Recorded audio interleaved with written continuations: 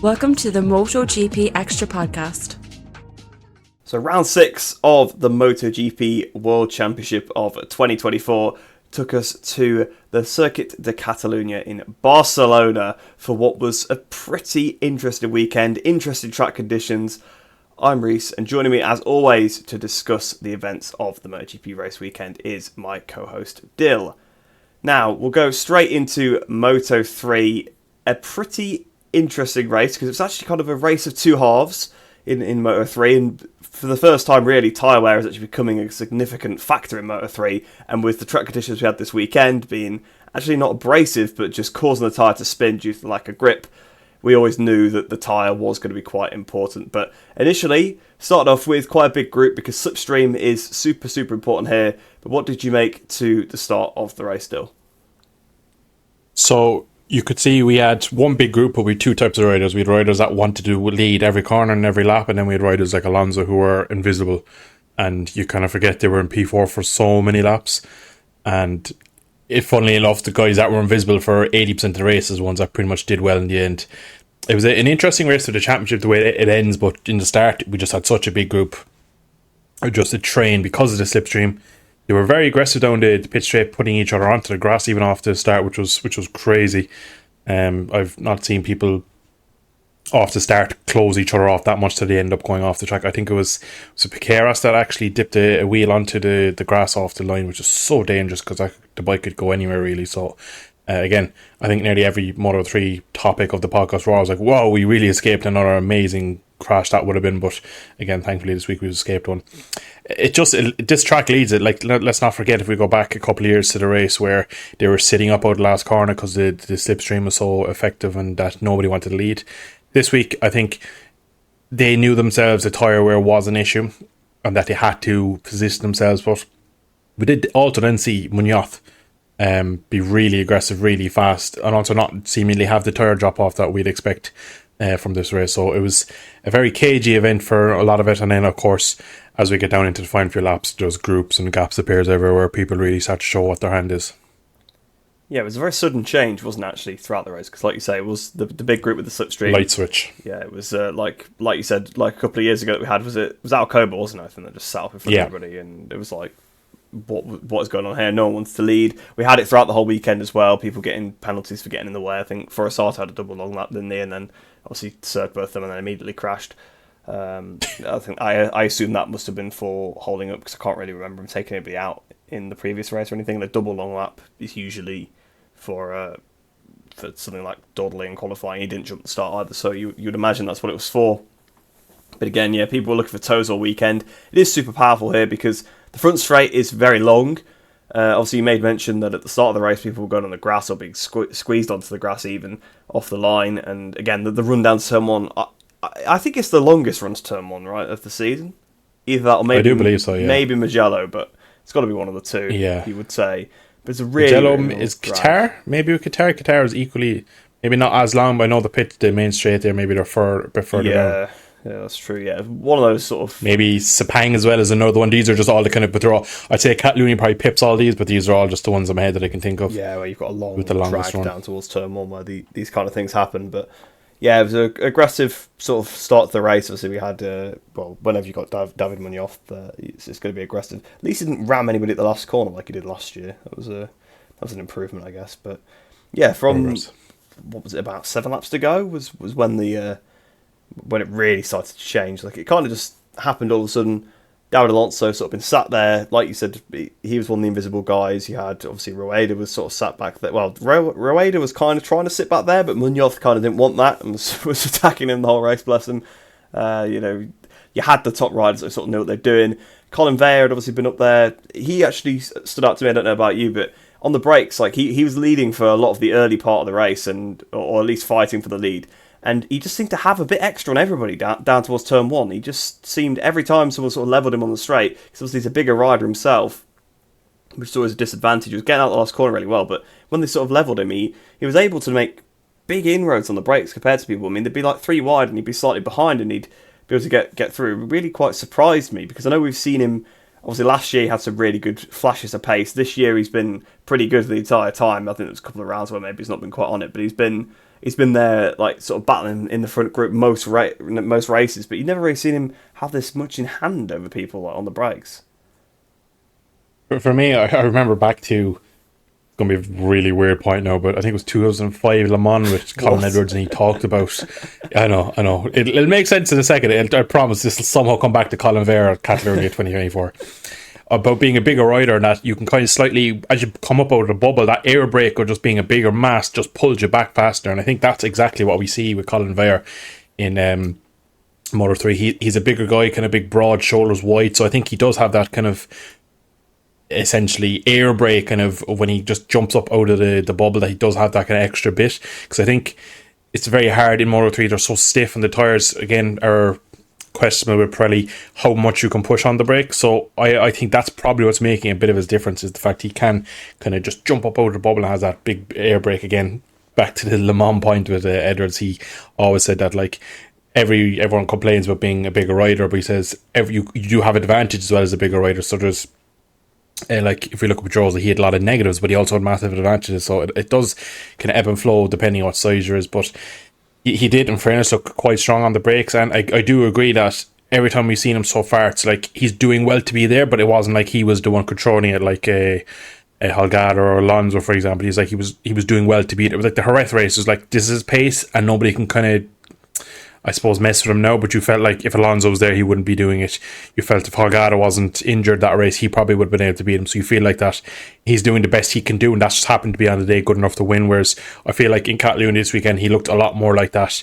He was controlling the race more than just trying to do his pace and stay out of trouble up there, which is good to see. It probably shows that he's slowly probably gaining confidence of being a front runner. And again, we are talking about a guy that isn't in the class that long, so it's one of those things where every weekend that he is up there and he is leading and he is outbreaking people and he's doing that, it's only going to build confidence. So it's going to keep going on and being very good for his season. Again, we've talked about him last year being a promising upcomer, and this year he's backed it up, and definitely a few more race wins on the card this year. I reckon he's going to be there pretty much all year. He might struggle in some races where, again, we probably talk about his size, but yeah, I'll expect him.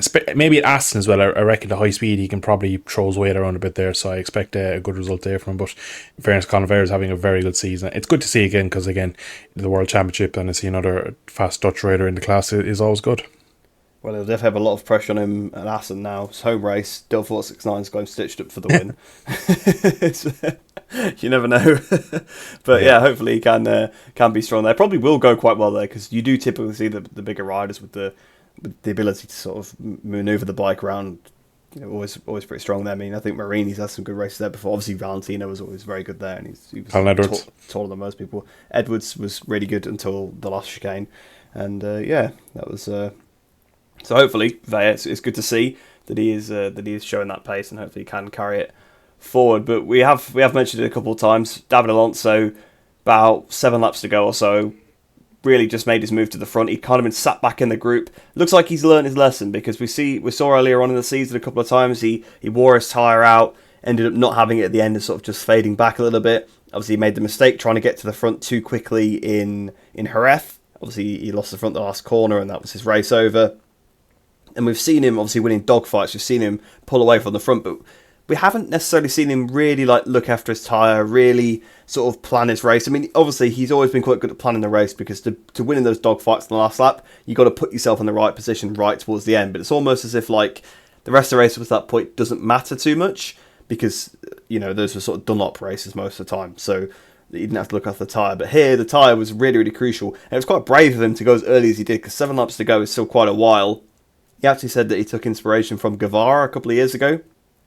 Honestly, I actually can't remember that, but it must have been how the race played out that he ended up. Obviously, I know in his title campaign he did end up sort of pulling away in a few races towards the end, so I imagine that's probably one of the races that he did it in. I actually, weirdly enough, vividly remember Alex Marquez. I think was it like 2014, just bolted away from everybody at this track as well. So it can be done. I mean, even with the slipstream effect, it does seem like if you do it, you can do it. So he went for it, and he just completely stretched out the pack completely. So it went from that big, 15 rider pack, whatever it was, to literally about 4 guys at the front. Alonso pretty much then just rode a perfect race to the end. Again, actually now taking the championship lead back. But Daniel Holgado, who had sort of been up there most of the race, he kind of dropped back at the end. So almost seemed like a bit of a role reversal to what we've seen, because Holgado's been the consistent one, maybe not had the outright pace that Munoz had, because not Munoz, sorry, Alonso. Get my Davids mixed up in my head there. But yeah, I mean, Munoz actually probably did have better pace than Holgado. He set like the fastest lap with about 2 to go, something like that, but don't mean him this time.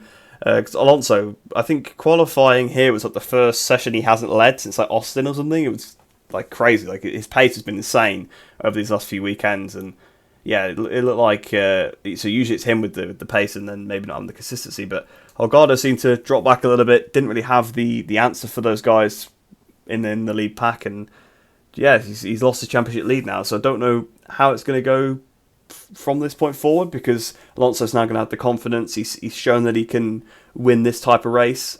Is it going to be, are we going to start to look at him maybe taking that Guevara step and actually starting to just sort of run away with this championship a little bit? Because in the start of that season, it was a bit closer between, obviously, his teammate Garcia. The two of those guys were going at it, whereas now are we going to see Alonso maybe finally take that step now that he's took the championship lead back, a little bit of a Arbolino-Acosta battle that we had maybe last year, where a crash early on put the faster guy behind, he's finally taken the lead back and might stretch out, or maybe not? Probably the latter of him kind of taking the championship to himself and running away with it. Holgado is a weird one for me, because so far this season I would have said he's almost as quick and almost as good as Alonso is pretty much most weeks, and then to this week it looked like there was a bit of a golfing classic, and it looked like Alonso had a bit over everyone. So for me, I'm starting to think back of what Holgado did last year, where he just, as things got a bit kind of hot and heavy, he went a bit missing. And is it happening again this year? Again, now it's only been one race, I know, and it was a difficult race. It was a tyre race, and it's quite easy in these races to make one mistake, and then that's your race kind of done. If you shred your tyres too early, if you go too early, if you get caught in a dogfight, it can just ruin it. So no matter how good, fast, comfortable your weekend has been, if you do kind of shred your tyres early, you're done, really. So maybe I'm being a bit over dramatic, maybe a bit harsh on Holgado, but there has been signs before that when things get tough, he doesn't kind of deal with them as well. Again, now we're talking about kids here as well, so you need to, like you were making a point there a minute ago about Alonso was kind of a bit rash at the start of the season, but again, the youngsters on new tyres, they have so much to learn, so they're going to kind of have to go out and kind of test the waters to really figure these tyres out. And I think maybe there's a bit of that going on still, that it was our first extreme tyre wear racetrack, where Catalunya has always been known for as a racetrack where you'll start off at a certain time, and then come the last 5 laps you're doing 3 to 4 seconds slower, and that's just the race you're going to be. So that will always suit other riders and kind of affect some people are just, they can hit their markers every lap, but they take a lot of tyres. A lot of people you could say will ride strong, but when the tyre drops off they have an advantage. So for me at the moment, Holgado, I just wonder, is he kind of seeing flashbacks of last year, where he was the favourite? We bigged him up so much. Well, not the favourite, but he was doing enough to be kind of the lead rider in championship. And again, this season he started off well. Alonso makes a mistake, but now it looks like Alonso, the kind of momentum has swung back to him again. He's after winning so many races already this year, which is ridiculous. Is he won 4 out of 6? Am I right in saying that? Or was it 3? I think it might be 4. Feeling like they said 4 when he crossed the line, and obviously this is round 6, so. Yeah, because he obviously didn't win at Jerez. He didn't win at Portimao. Not sure. So that's 2 at least. So yeah. It's 3 or 4 out of 6 he's won. But Holgado, it hasn't been on that form. Holgado hasn't won all the remaining other races. Like, so it's Holgado's, again, you make the point in your head there you made a second ago of last year Moto2. I was thinking about that as you were saying it. I was going to bring that point up, that maybe it's kind of going the same way as we have a fast guy who maybe doesn't have the start of the season that everyone expects, and then kind of comes back to the championship like Acosta did. And we have an Arbolino who starts the season well, gets a good couple of opening rounds and builds a gap, and he has to kind of fight that back. But for me now, definitely Holgado will need to make a step, because I think Alonso is well within his right to be able to put a couple of good results together, and we'll go to summer break where he could have a demanding lead on this championship. And again, Moto 3 is always the kind of unknown of if, like, I'll go back to the Guevara year. Garcia had a lot of bad luck that year that probably put him out of that championship. He is as good as Guevara was. There was a lot of people, I think he was taken out 2 or 3 times, and that just happens in this class. It's something you have to kind of nearly account for over a season, that you're probably going to get maybe roughed up or punted or going to get a long lap or something's going to go crazy. It's not a kind of a normal championship. So I think it's going to be tough for Holgado, because I think Alonso's just by far the fastest man in this class, really. So as long as Alonso does make mistakes, Holgado will have his work cut out.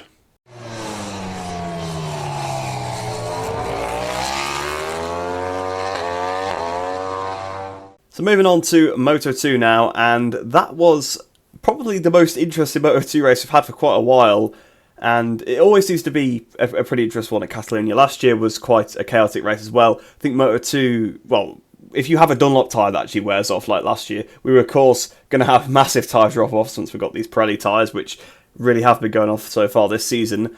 But initially, started off with 2 Boscoscuros just disappearing into the distance. Fermin Aldeguer and Sergio Garcia. Looked like Aldeguer, to me, wanted to make a bit of a point. He wanted to sort of stop Garcia's momentum after that last race, obviously, in Le Mans, where obviously the MT helmets guys had the 1-2, and Garcia was pretty far ahead of the rest of the field. Aldeguer's had a bit of a shaky start to the season. Felt like he kind of wanted to put his mark down, because he was really like going for the aggressive passes into turn 10, and they were just trading lap times. They were so far in front of the rest of the pack after the first few laps. I mean, I think it helped maybe with the Reynas, but I don't know about you, but from the very beginning, I felt like they'd just gone too early. They'd gone really hard, really early, and were just pushing each other for lap times, because they were just... Whenever you have a track like this where you know the tyre wear is really, really high, and they just sort of keep stretching everybody else, you kind of like... Are they maybe just going a little bit too hard on the tyres? Maybe they're going to be dropping back towards the end. We have seen massive drop-offs in the past. I remember Quartararo in 2020, how he was just had nothing left at the end, and they were just cashing him so much. So I don't know if you were thinking the same, but that was my initial thoughts of the race, like the start of the race at least. For me, it was the class of Joe Roberts when he did it in Moto 2, where he went so much faster that he ended up crashing into turn 5. For me, when I was watching it, I could see Fermin was looking to, again, very similar to what you just said, kind of put the show his boss. And when we get to the crash name, but when it happened, I was thinking, like, just his ego cost him the race today. Like, he had the speed. I still question his abilities to save tyres. Last year on the Dunlops, when he was quick and when the bike worked, there was no question he could do anything on it. But at this point in time with the Pirellis, I'm a bit sceptical about whether he can do it over a full race when the tyre drops off. I'm not too sure if that's his style of race. I think at the moment, Moto 2 with the Pirellis is just going to be, every race is going to be that style of race. We're going to have so many tyre races. So far this season, we've had a lot of them where the tyre does drop. Of course, this is an extreme one, like we'll see probably in Indonesia, Sepang, India if we go.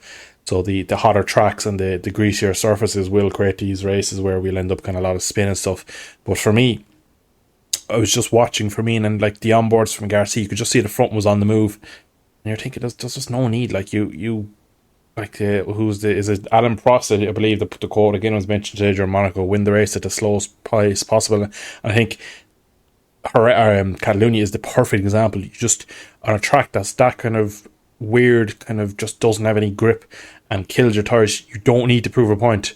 Nobody ever comes out winning a race like this by trying to prove a point. You just don't do it here. Maybe and I think again that might be. Okay. Well, if your name is Rossi, maybe I'll give you the benefit of the doubt there, but there's not many people that have been as good as him in terms of being able to put on a show and kind of get away with whatever he wants on a bike. So for me, there's a bit to learn yet to be compared to Rossi, but it just, I was when he crashed, I was like, there was no need to go that fast that early.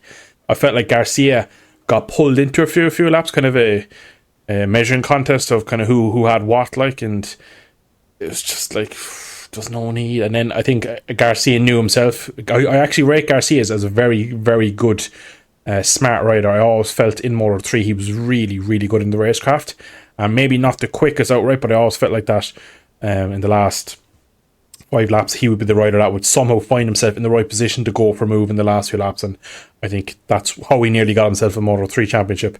But even in Moto2 now, I still think as well he's just very clever, and I think he realised today that Firmino was going away, and like for him to stay with him, he would have ruined his own race, and in the end, kind of did. I know he still got a brilliant result, but probably arguably he cost himself the win today by kind of being a bit silly with the race with Firmino, because again there was no need to kind of really push on, and if you're really in this championship hunt, you need to be kind of thinking, well, I need to again finish, like, because it could have been very easy for Garcia to also make a similar mistake, because he was also getting long track limits warnings as well throughout the race, so we could have easily seen a roles reversal where Garcia gets the penalty and crashes into the long lap loop. So it's an interesting one. Again, it shows Moto2 they have a lot to learn. It's only their 6th race on the Pirellis. It's their first extreme tyre wear race, and I think next time we get one we'll see a slightly different race. But for me, Naldegare's dropped the ball again. I think just a bit of the ego. I'm going to MotoGP. I have the Ducati contract. I shouldn't be battling you, Sergio. I shouldn't be battling anyone. I should be absolutely streaking away. And I think maybe all the results last year and how he was beating Acosta and everyone's bigging up, I think that maybe just went to his head a small bit. I think it'd be no harm for him to come back and kind of just put some solid results on the board and kind of again prove his credentials once again before kind of putting another good push on this championship, because I still think he's well within a shout because of just his overall speed is undoubtable. Yeah, you make a good point there with the whole he's going to MotoGP and maybe thinks he shouldn't be battling people. Maybe he is one of those riders that lets the hype sort of get to him a little bit, because if you remember when he first came into the paddock, obviously he sort of did like the half season filling in for Montella, but his first full season he was like on pole at like round 2, and he battled with Vietti for the race win, and everyone was trying to sign him to MotoGP contracts and run about how it was the next big thing. And then after that, he kind of dropped off for a while. Lopez turned up and started beating him quite a lot, and he was sort of lost for the next year and a half or so. Do we think maybe he's sort of believing his own hype after that first like couple of rounds, and then maybe when he wasn't actually continuing to do that form, maybe that got to him a little bit. So maybe this is sort of a weakness of Aldeguer's, because I agree. I think he was trying to. Well, I suppose I said it earlier that he was trying to make a point against Garcia. I mean, they were pushing so hard. Obviously, you mentioned the track limits at the start of the race. Like, there were so many track limits warnings. I mean, he got like his track limits warning, Aldeguer's, popped up really early on in the race. So it was kind of like he's got to do the rest of the race now. A track that's quite easy to overstep the mark slightly, because it is one of those circuits where you want to carry the corner speed, get on the power as early as you can. And it's not really been a massive problem so far this season, really, the track limits. We don't have to talk about them too much, but here it seemed to be a big problem, because on the graphics of so many people getting sort of long lap penalties or track limits warnings. I know this wasn't the Moto2 race, but in Moto3 I'm pretty sure Riccardo Rossi had a long lap within 5 laps of the race. Yeah, it's like a new record. It's ridiculous, yeah. Bear in mind, you literally get 5 warnings, and then on the 5th you get a penalty. So he literally was exceeding track limits every lap, which is like a MotoGP game lobby kind of thing to do. It's not not something you tend to see. So yeah, it seemed like the track limits warnings were a big thing here, because Garcia was also on the track limits warning. He actually did very well, I think, to do the rest of that race without getting a long lap. But yeah, there was a point where, of course, they were running 1 and 2, pulling away from everybody else. Both on track limits warnings. The long lap comes up for Aldeguer. Obviously, then he has to take it. Really misjudged it, didn't he? Because like at the start, it's like, oh, he's gone a bit wide, he's crashed into it. It's like, oh, it's just like a small mistake. But when you watch the onboard, he's going so fast. Like, he's never anywhere near making that. He's going in so fast. He's literally carrying the speed you would carry into the corner normally, and it's a much tighter corner, the long lap than the actual circuit. So he was trying not to lose as much time as possible. I get that, but it's such a silly mistake, because really at the end of the day, I think he should have probably just done the long lap normally and then just sort of settled down, because at that point, try and look after your tyre a little bit. It clearly, this, I don't know what you thought, but it clearly wasn't a 3-second penalty this time. If you do the long lap here, it's definitely not 3 seconds. It's probably more like 2. So he had a bit of a lead. He would have still been pretty close to Garcia, so it wasn't race over if he'd served the penalty. I mean, remember back to Portimao when he had to do 2 of them, and he still was fine for the podium at the end of that. So it wasn't all over for him, but he just tried to minimise it. Probably was trying to come out still in the lead, to be honest. He was trying to do it that quickly, because we have seen if you do it really right, you can lose minimal time. But a costly error. Just couldn't get the bike restarted. 25 points chucked away. I suppose it ended up only being 20, but yeah, it just was a silly mistake. I don't know what the championship standings are, but he was a decent way behind before, so he is getting quite far back now. I mean, I kind of agree with you that I think he has the pace, but I think Garcia is showing himself to be more consistent and faster every weekend, and Aldeguer has gone into the season sort of championship favourite. Everyone's tipping him for it. He's already going to Ducati. This is only his chance to win the championship in effect, because he's going up to MotoGP next year, and it's always that risk if you got to MotoGP without ever winning anything before. You know, if it doesn't quite work out or you don't get the right equipment, you could end up never winning anything really. So, you know, you want to go up with at least a world championship under your belt if you can. And I don't know, it's been a really scrappy season. He's clearly been the fastest rider overall, I think. I don't think that's arguable, but he's just made so many little errors, whether that's jumping the start or crashing here or, you know, just chewing his tyres up. Just seems just not quite able to do it. And clearly the equipment's there, because the Bosco Scuro was clearly the better bike this weekend. It's just because all four of them were just so fast. I mean, to be fair, Lopez also ran out of tyre and dropped back a bit, but just a silly mistake from Aldeguer. You had to take a guess how many points he's behind. I have the championship standings in front, and I did a quick little calculation. It's a lot more than I thought. Is it like 53? You're not far off. 45. 45. Okay, it's not quite as well as I thought. Just shy of 2 race wins, but yeah, more than I thought. Yeah. I thought it'd be like 30 odd, but yeah, I think it was 30 odd before today. Yeah. Just the crash today. Again, I actually agree. Like you said, the first time you see it live, you're like, oh, that was unfortunate. Maybe it gets a bit hot, whatever, just really dirty. But like, then you watch on board, you're like, your man is literally starting qualifying lap into the long lap penalty. Like, it's absolutely ridiculous. And again, I agree that all weekend they were saying it's one of the longer long laps, but also it basically cuts a lot of turn 2 out. So you actually kind of take less road, so you end up not losing as much. Because again, who took it now? But someone took it and did it really well and didn't lose a lot of time. I can't remember off the top of my head now, but when people do take it, you do actually see that it's not the worst one to take, because again, it flows with the track. A lot of them, you have to go off the track on the outside, so go away from the race line, go around the outside, then come back onto the race line, whereas this kind of like brings you back out.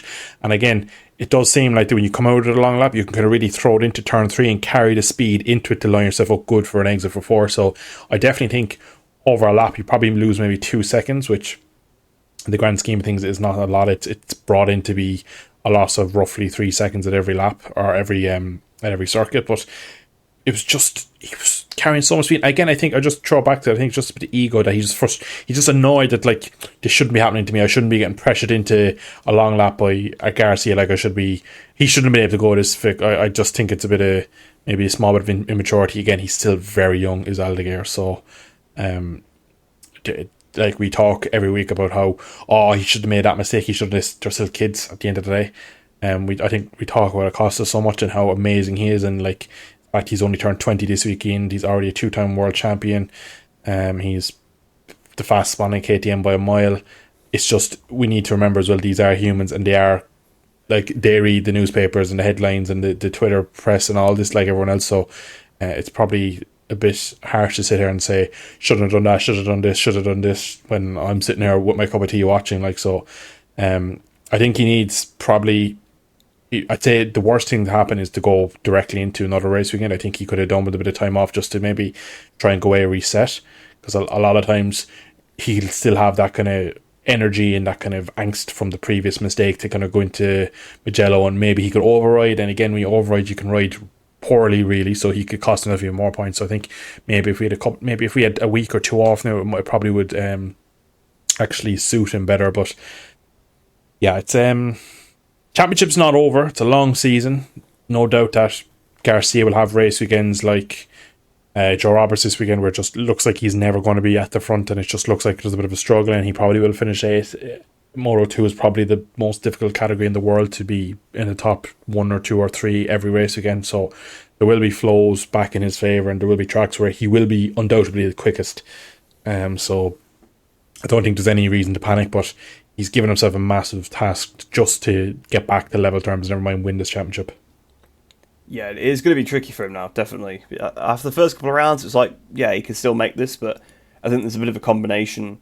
As Garcia now extends his lead again, and obviously now that Then obviously Aldeguer is sort of struggling. It's almost like you get in both at the same time. He's losing more points to a rival that's getting consistently stronger. So I think it really is going to be, his back's against the wall now. And I think, like you say, he would probably need a week to reset. But I'm sure we're going to Mugello, be right on it. I mean, the Bosco Scura always goes well at Mugello, or always did in the past. So I imagine it will be probably another weekend of them going all four at the front probably. So we'll be interesting to see if he can, in fact, bounce back. But of course, the race was obviously, that was the big moment of the race. Let's face it, that was obviously the biggest thing that happened. But obviously, the actual sort of event of the race, I suppose, the big change was the tyre drop off. So as we were saying going in, we knew this would be the case. It was the case on the Dunlops even, so it's definitely going to be the case on the Pirellis. There was no way you were saving the tyre. It was a matter of sort of almost when it went off rather than if. And you need to make sure that was obviously as late as possible, but while still running a good pace. So a very tricky kind of race to run, a race that Iagora always does very, very well at. But obviously we saw quite a few riders just sort of going backwards at the end. We saw Lopez, Garcia, to be honest. I think Garcia was actually kind of lucky that the rest of the pack either also made mistakes or just weren't really there. I think if there was more riders coming, he probably could have got dropped even more, because he got absolutely dropped by I at the end. I was so far in front of him. It would have been, some of the other riders. If Canet had not crashed, he might have maybe caught him. Some of the riders from behind, like Reynas, if he hadn't chewed his tyres up, maybe he would have been there.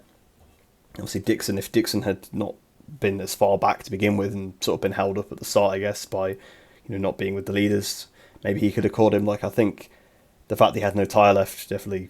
He kind of got lucky, I think, with the way the race played out. I think maybe the fact he pulled out such a gap in the first place was obviously part of that. But yeah, the tyres just, I mean, this is the first time we've really, well, actually, kind of a bit like Qatar, I guess, where they got caught out with the tyres. Like, it's the first time since then that we've seen like massive tyre drop off for like a lot of the grid, which is usually expected at Catalonia. Yeah, like you did mention last year, Dixon's win. Even on the Dunlops again, like I think we've both said it like 3 or 4 times. If the Dunlops are going to go off here, you're in hot water with the Pirellis. Now, historically, the Dunlops didn't offer great grip. They were a rigid tire, and they kind of span and kind of took the heat well, but they never really did anything good. Whereas the Pirelli are a bit sticky and they're a bit soft. So usually when you have a tire that has a bit of grip, it actually doesn't wear as fast because it's not spinning. It's going forward. It's using its own grip to kind of prevent itself wearing. But the issue for me with the Pirelli is that they're soft and they move around, which just creates carcass temperature, which just kills the tyre over a race. But everyone had tyre issues. We got to the last 3-4 laps and we saw Dixon coming forward. Looked like he just had speed over Alonso Lopez. We saw Iagora just take so much out of his teammate. So you end up with these battles. They're interesting to watch at the time, but you kind of know yourself. I knew for a fact that Iagora was going to win. You just knew that there was nothing his teammate could do. In fairness, props to his teammate that he stayed that close to him for the rest of the race, because I thought that once he kind of got past and tried for laps, saw that he was not getting anywhere, I think he would have I thought he would have backed off more, but he probably did the sensible thing of just kind of keeping to his pace and maybe not trying to alter the plan too much because he'd been passed. Alonso Lopez, we were on board with someone behind him. Might have been Canet or someone. And this is like lap 6, lap 7. We were going through the last to put up the corners, and the front was just moving everywhere. It was just completely gone. He misses like both apexes. That we were on board with, I think. Was it Iagora then? Yeah. But either way, you could just see that he was never going to have anything left, because at that point the tyre was already after melting, and he was pretty much just not making any apexes. And at that point, it was all happening to Aldeguer, so you would wonder if Aldeguer doesn't crash in the long lap, where does he still get a podium? You'd imagine he had the gap, he probably would have, but for me, he's so far over the limit in that race that he loses so much time on the tyre. How badly does his race end up? But again, for me, I do like these tyre races. Kind of reminds me of years gone by where you have slow paces, and in the last 6 lap it just kind of explodes and just all pops off in one. So it's nice to get them every once in a while. To be honest, if we had these every week, I'd get probably sick of them. I like to see people have kind of a fair advantage going at each other, because like I mentioned, in these tyre races, when people have tire issues more than others. You do get up like the Superbike race where Toprak caught Belega. It wasn't a contest. It was just who would he catch him. If he caught him, it was over, and if he's going to catch him. And I think today that was the same for Dixon and Iagora. If they caught the rider in front, they were going to get past. So it doesn't always make the greatest racing, but it's kind of overall for the event, it is quite interesting to see. Yeah, it's interesting to have these every so often. Like you say, the whole catching is the interesting part, because once you're on them. You're just going to ride past them, basically. There's nothing they can really do about it. So, yeah, as soon as you saw, like, Agora had got up to the back of Garcia, it was over at that point, because, Agora, unless, the only time that's different is when they also have then run out of tyre by the time they get to them, then it just does change things up a little bit. Or if they were saving a little bit, sometimes you do, but most of the time it is just an easy pass. And it was, well, as easy as a pass can get. No pass is easy, but it was pretty much over as soon as Agora caught up to the back of his teammate. So another 1-2 for the empty helmets team, but the other way around, it was a really good performance from I, actually, because he hadn't qualified well once again. It wasn't as bad as previously. He was definitely further up the grid, but still wasn't amazing. But down towards turn 1, obviously, as we said in the Moto3 race, everyone was weaving and trying to force each other to the inside to stop the slipstream. Similar thing was happening in Moto2, but Agora, the one rider basically sat on the outside down towards turn 1, went around the outside, was up into about 4th place straight away. He actually did get pushed back a couple more spots as the first few laps went on, but once he got into his stride, as he always does, it takes him a few laps to get into it. He was just looking really good, passing people. Like you said, there was that on board of him. I'm pretty sure it was him. That was behind Lopez, and Lopez couldn't turn anymore. He just basically turned underneath him and just slowly picking everybody off. And then obviously once the gap started to come down, I mean, it was actually, the gap came down very quickly, because obviously you were focused on the whole Aldeguer crashing and long lap thing, and then sort of cut back to the leaders. And so all of a sudden, like, Agora's a lot closer to Garcia, like, even though they were really far in front of him before. And it's just like, well, it's over at this point. He's surely going to beat him, because clearly if he's caught him by that much. So, yeah, I mean, hats off to I, because the last 2 rounds have been really good. And I suppose if you have the championship to hand, I'm not sure what it's looking like, but I imagine they are 1-2 in the championship now. I'd be surprised if they weren't. And are we? You are wrong. I will get it back up. I'm wrong. Okay. Interesting. Oh, of course, Joe Roberts. Joe Roberts. I completely forgot about Joe Roberts. Yeah. Yeah. That's, 1 point to Joe Roberts. 89 points, Joe, and 88 for Iagora. Yeah. So Agora is sort of bringing himself into title contention, because disappointing. Well, his first round was quite good, but it was a shock to see him beaten by Garcia in Qatar, but it still was a decent result. Then he kind of went missing for a few rounds, sort of had a good round there in Le Mans. Obviously had another good round here now with back-to-back podiums, and obviously finally getting back on the top step for the first time since obviously Motegi, and it could have been at Sepang, but obviously it didn't quite work out for him on that occasion, unfortunately. Still not over that, even all this time later. That was one of the most ridiculous things I've ever seen, but yeah, it was a really, really smart ride by Agora. Yeah, exactly what you'd expect from him. Plenty of experience in this class now, always been good in his tyres. Even the Dunlop area was better than other people, so yeah, I think he kind of has put himself in championship contention now, if he can keep up this performance at least. For me right now, I think he's the biggest threat, because as much as Garcia is doing an amazing job, I still see him going slightly off the boil, whereas Iagora is very experienced, and I think we're into the European part of the season now, where this is where the championship kind of kicks off in a way. We've had Texas, weird race. We've had Qatar, weird race. We would have had Argentina usually, which is a track that is only fit for purpose after all 3 races are done on Sunday evening. It only then has enough kind of rubber and is cleaned up enough to be kind of considered a good track. So you have all these, I know we didn't have Argentina this year, but you have all these weird races out of the way where things can go a bit kind of a bit of a rise. So I think now that he's showed good speed in Le Mans here, as well as Catalonia, he was also pretty quick on his day in Jerez. I seem to remember that he was quick, but I just don't remember him having the best of races. And again, he does always just come through the pack. So again, if he sorts his qualifying out, and I think again, he's got that first win since his home race in 22, where it was a masterclass that down the brakes against his teammate, or was it against both of the? It was against Alonso Lopez and someone else. I can't remember who the other rider was. Might have been Arbelino or someone. But anyway, it doesn't matter who he was. He won that day and has kind of gone missing since in a term. So for me, he is probably my favourite, because at the moment Aldeguer is making too many mistakes. Lopez is quick but isn't good over a race distance. Dixon with the WP still missing.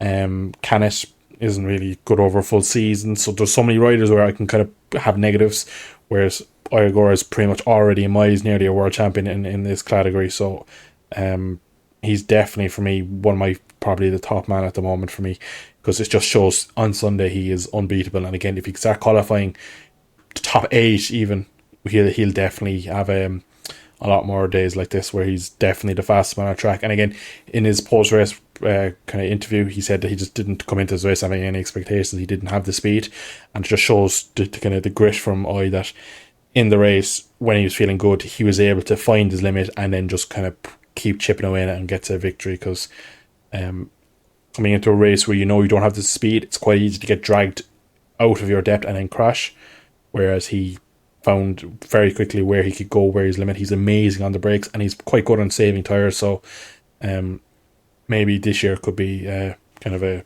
2022 repeat, and maybe he can go on and actually complete the year this year.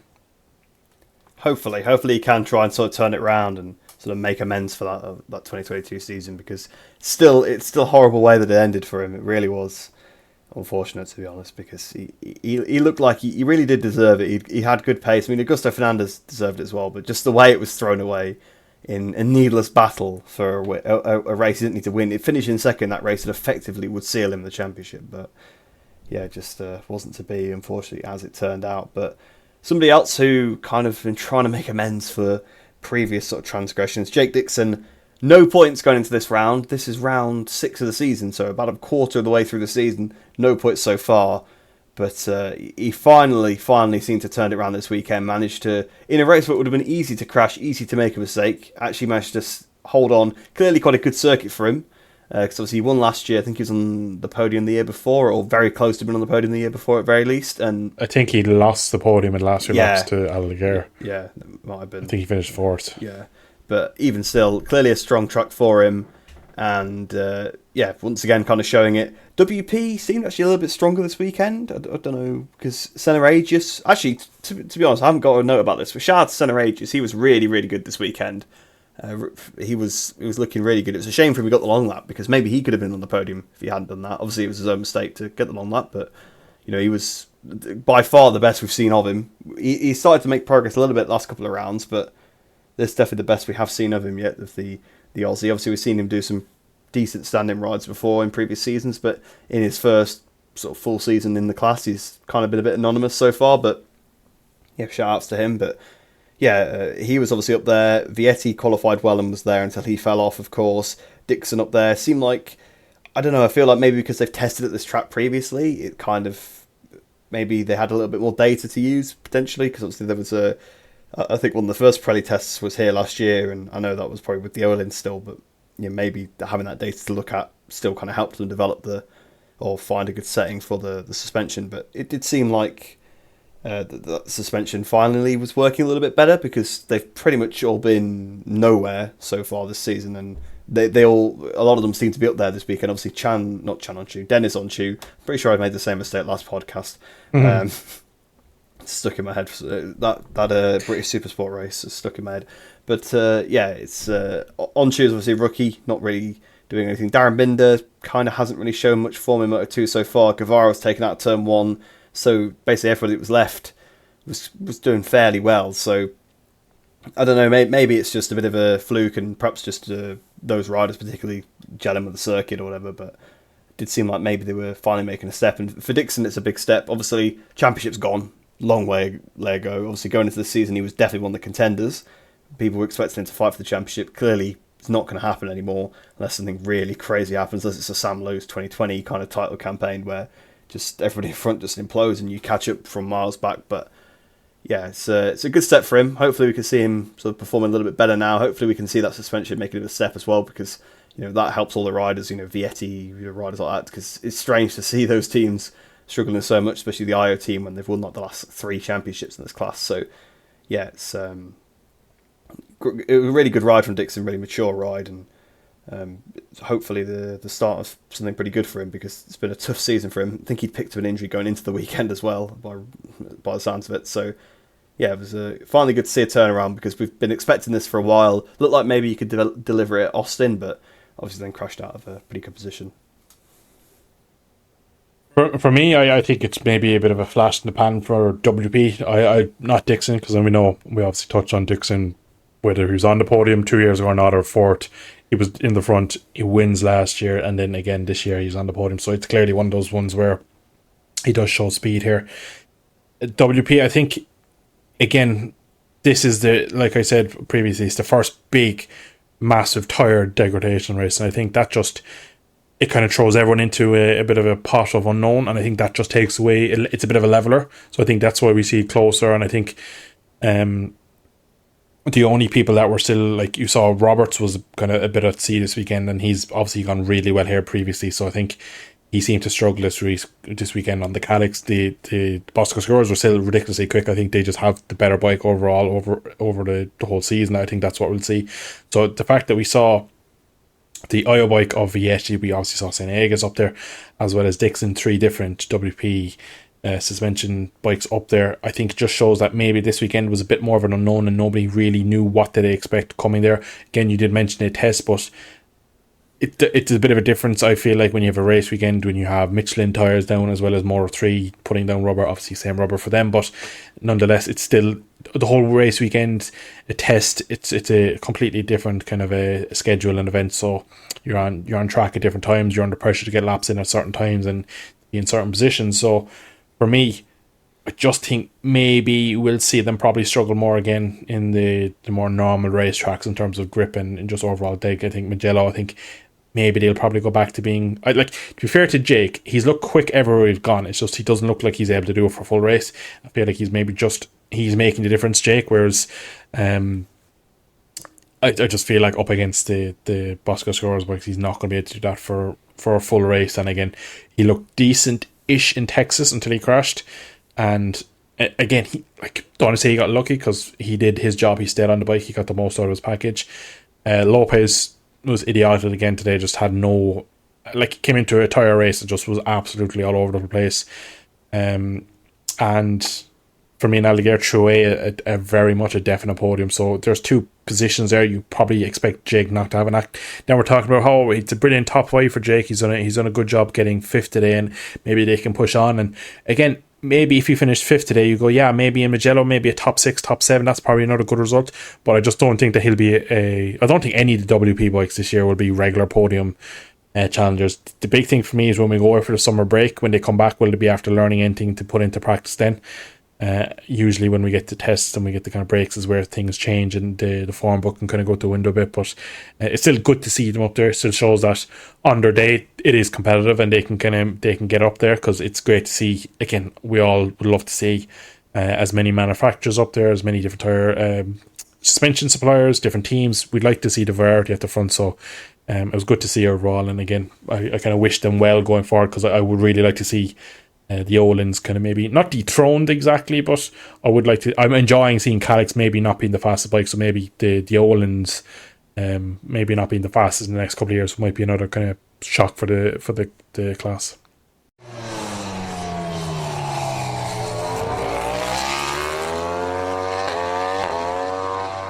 So moving on to the main class now then, Motogp, and of course before we even got into the weekend, we had the big announcement by Aleix Espargaro that he's going to be retiring at the end of the season. A pretty emotional press conference for those guys that were there. So a lot of his fellow riders that are close friends of him, a couple of them were even crying. Aleix himself was crying. It was very emotional, and he's had a really sort of long career in the MotoGP class.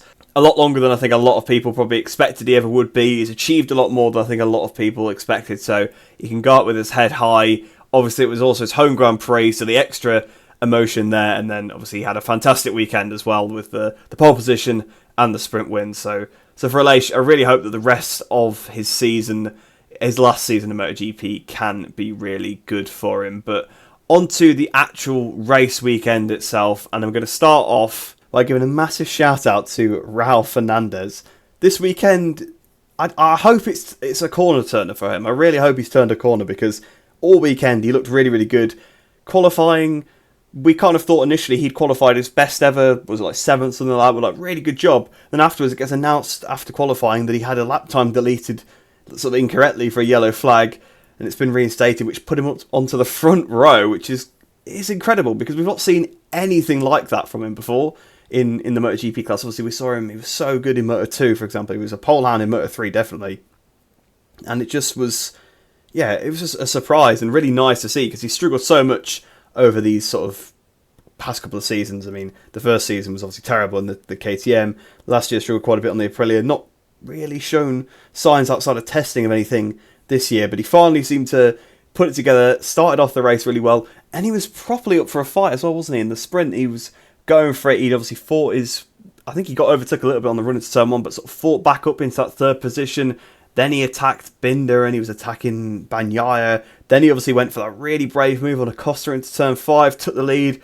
Terrible for him to crash out, obviously, of the lead, but to be honest, I think it's better to probably crash out the lead than finish 6th, sometimes in these races when it's your first time at the front. I think just to be there and prove that you can do it, that builds you more confidence than sort of finishing 10th or something like that would have done, like getting your best result. If you're actually leading a race, that's what you need as one of these top athletes. So the sprint for him was fantastic. The main race, I think, kind of showed that he'd learned from the sprint. He didn't go too hard too early. Was still looking pretty aggressive. He put a pass on Aleix Espargaro pretty early on. Then obviously ended up getting passed by him again. Sort of ran his own race. I think he got caught by Digi at the end and dropped back. But overall, a very strong weekend for Raul. Obviously, yeah, he crashed in the sprint, but that was pretty much his only blip. He beat his teammate convincingly. Obviously, his teammate also crashed in the sprint. He absolutely destroyed Oliveira in the main race. He destroyed Vinales in the main race even. It was just such a good weekend for Raul. It's really nice to see because he struggled so much since he got to MotoGP, and we all know how good he is just based on the season he did in Moto2. But just I really hope this is good for him because I mean at the end of the day, there's potentially the two riders in that team potentially fighting for their careers here or fighting for their seats because it's pretty well rumoured that Joe Roberts will end up going there for next season. So there is potentially a rider at Trackhouse going to be out, and Raul's really sort of stamped his authority on maybe keeping that seat with a performance like that. So, this is all just coming to me in the last 2 minutes. This will be interesting. Part there where you were all about. This is going to be great. You're going to love this, and you're going to laugh, and I hope the viewers at home laugh when they hear this. So, Raul Fernandez, right? He's Spanish. Got out of a contract with another team when things were going bad. It seems to show a lot of promise on an Aprilia in testing. Hitting miss, doesn't usually get his elbows out in the race. How long before we can call him Maverick? He basically is a clone of Maverick. And just you were going through all the points there, and I had my bingo card out. I was listing and ticking off all the signs of, Maverick's done that. He got out of a kind of a toxic contract from Yamaha, jumped on the Aprilia, didn't show great kind of performance in the race. Overall, in testing was strong. Attitude previously has been called kind of upon himself as probably not one of his strongest suits. He is basically Aprilia have two Maverick Vinales.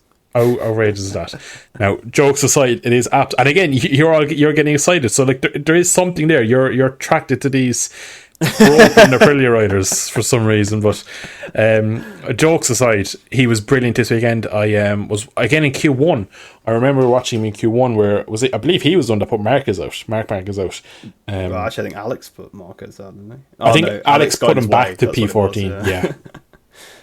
Well, yeah, he put him out and put him behind himself. But I remember the last two corners, I go, whoa, that's a lot of corners. You could just see visibly compared to Ducatis, he was just rolling it through it there, which was just was really, really nice to see. And when he went through, I was like, fair play to him. Again, he'll probably qualify 11th or 12th. Usually when someone unexpectedly gets through Q1, they don't really do much in Q2. They kind of 11th or 12th at best.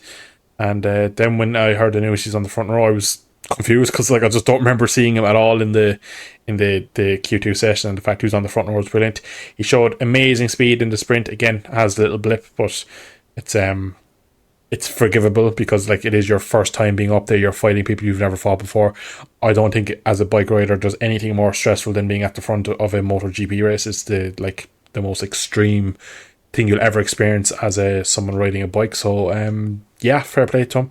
And again, I really hope he doesn't do a Maverick and just disappear again, because unfortunately Maverick was at one point in this race was down to P19. So I'm hoping that Raul Fernandez can be a upgrade on him, because you are 100% correct. I don't see both of them being there next year. I could see both of them being gone. To be honest, Miguel Oliveira is actually more worrying than me than Raul, because Miguel just doesn't seem to be showing anything at all, which is that's the big worry for me, is where Miguel's head's at, where speed's at, because last year obviously he had the 1,000,001 crashes and all the injuries and everything that went on, but he was always quick, whereas this year he just looks like he has nothing. So in terms of Joe Roberts taking one of their seats, I think that's already probably pinned on somebody's calendar already, that he will take that seat. It's just a matter of who will be alongside him, and again, maybe neither of them will keep their seats, but for me, it's Mir's being rumoured, Rins, I think. Yeah, exactly. Like, so with Brivio there's being in charge, so yeah, Aprilias are hotcakes these days, so like everyone will want one. So, now the only kind of positive is that the Aprilia team do actually quite fancy Raul Fernandez. They stuck with him after the first year of rough, because they were like, he's a complete rookie.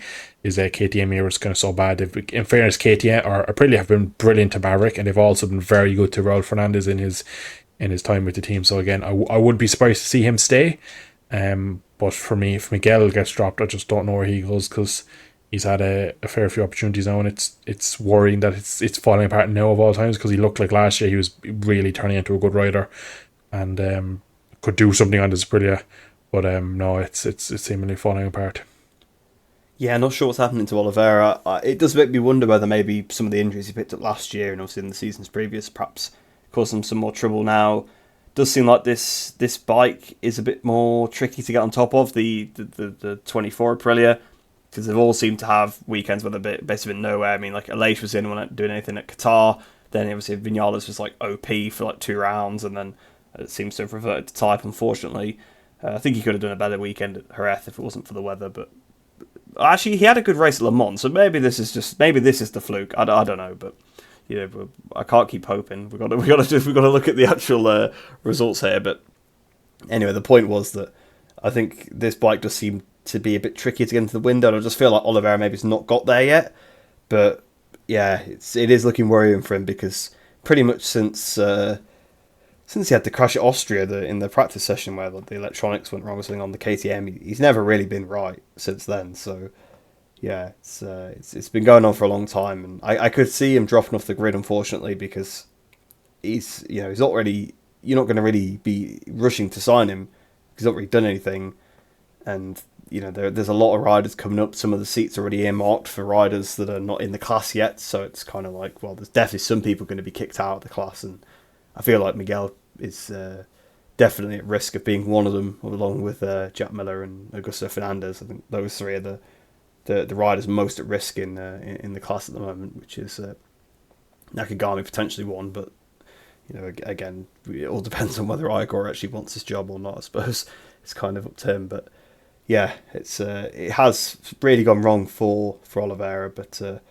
yeah, well, somebody else who it's going wrong for at the minute and was a previous teammate of Oliveira, Brad Binder, he again had just not a good weekend, really. I mean, it kind of, the main race wasn't too bad, but obviously he had, what was it, in practice, within the space of about 10 minutes, he crashed twice at the same corner, so he basically ruined both bikes in practice at the same turn.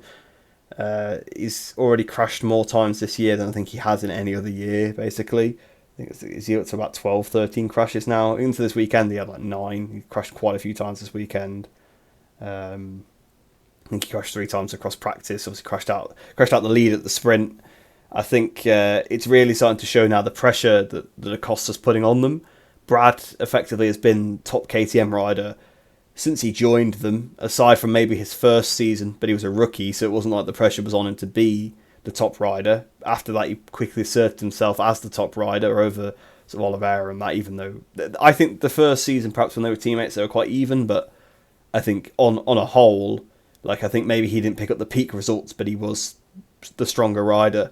And basically, until this point, he has been sort of in a cushy position as the strong rider. He's been the guy that they put their arm around. He's the best. They love him. But all of a sudden, Acosta turns up, starts beating him, and he starts crashing, and he's doing all these things. I mean, Brad Binder crashing out the lead of a race just seems like a weird thing, because you would imagine if he somehow got into the lead, the KTM must be working really well, and he must be on song, and usually there's no threat from another KTM, but he was there. Acosta was in the group with him. Acosta had already passed him once in the race. He'd got back past him, was obviously trying to make a bit of a gap, and we'd just seen a race leader go down in Raul Fernandez, and Brad Binder followed him, went down, and it kind of encapsulated it was kind of encapsulated this whole season right there, that he was pushing so hard to beat a rookie of Pedro Acosta and ended up going down, and it seemed like this weekend he was really determined to beat him, because I think he knew that the KTM would work well here and it was a chance for a good result. But he ended up beating Pedro in the main race, but he's ended up looking even worse now. And I don't know, this sounds like there's increasing rumours that there is a performance clause in which they can move him to Tech 3. So I don't know what's gonna happen there, because Brad's gone from the undisputed number one now at KTM to almost being questioned for if they need him, which is a massive change. You would never have saw that coming in the first 6 rounds of the season if you look at his form last year. The way you look at Brad, for me, is he's a little bit like Pedro's with Repsol, whereas like he'll be around till the end of time, and he might win a championship, he might not. He'll definitely win races. He'll have these amazing days, but he is kind of nearly a part of the furniture now. He's a very good number 3 maybe if they go and get either Jorge Martin or Marquez. We know that the Red Bull energy drink sponsorship really want Mr. 93 on a factory KTM alongside potentially Pedro Acosta, and that was never an option until Brad has been dropping the ball. And I'm a huge fan of Brad. I like the guy. I love the way he rides. I was a big fan of him in Moto 3, Moto 2. I just like the guy. So it's a shame to see this, because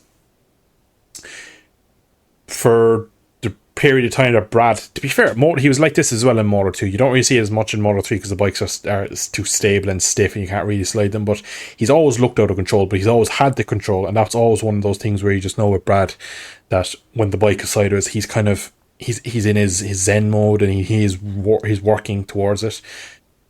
It's just as of late, now that he's going sideways, you're like, oh, is he in control? And there's just doubts creeping in because he's crashing so much. We're hearing these weird rumours from KTM that him and Jack have both been kind of given a talking to because of the problems, and you're like, this, fair enough, Jack's been, to be fair, I don't know why KTM ever signed Jack, to be honest.